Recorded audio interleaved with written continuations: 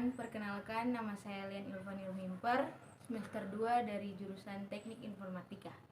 Baiklah, dalam video kali ini saya akan mewawancarai salah satu masyarakat di sekitar tempat tinggal saya dengan tema implementasi Pancasila dalam pembuatan kebijakan negara dalam bidang politik, ekonomi, sosial, budaya, dan hankam. Baiklah, saat ini kita sudah bersama dengan narasumber kita, yaitu Ibu Peggy Rodino. Dan baiklah, saya akan memberikan 3 pertanyaan untuk Ibu dan dipersilakan Ibu untuk menjawab sesuai dengan pendapat Ibu.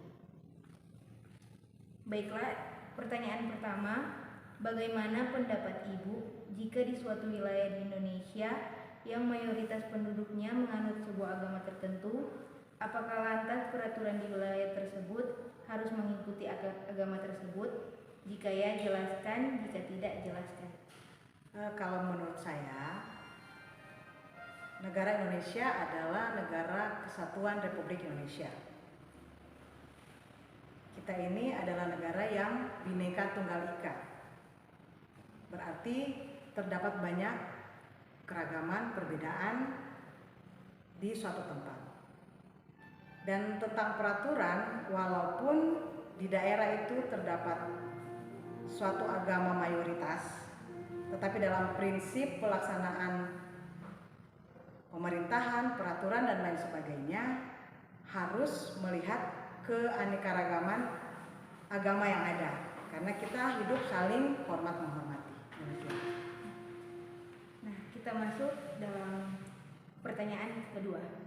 Jelaskan menurut Ibu, apakah dalam batang tubuh UUD 1945 masih ada yang kurang sebagai perwujudan dan pelaksanaan Pancasila? Jika ya, jelaskan. Jika tidak, jelaskan.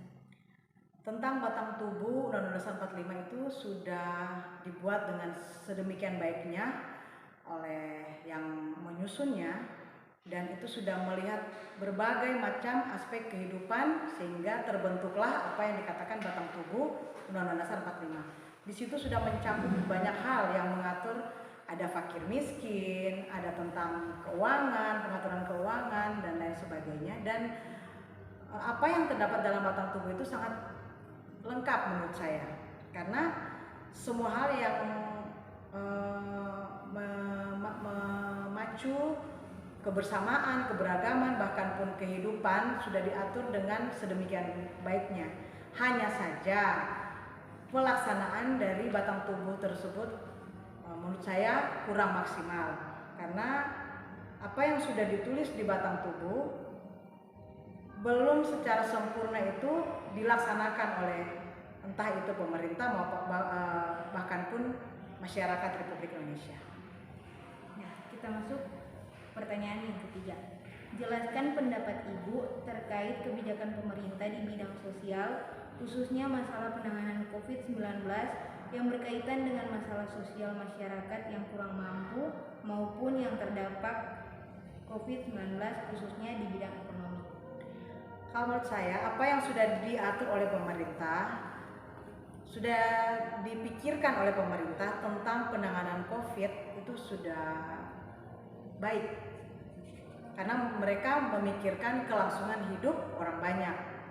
Berbagai macam bantuan yang mereka pikirkan sehingga bisa tertuang dalam pelaksanaan penyaluran bantuan itu sudah sangat baik, sangat membantu baik masyarakat yang terkena langsung COVID, bahkan pun yang terkena dampak dari COVID.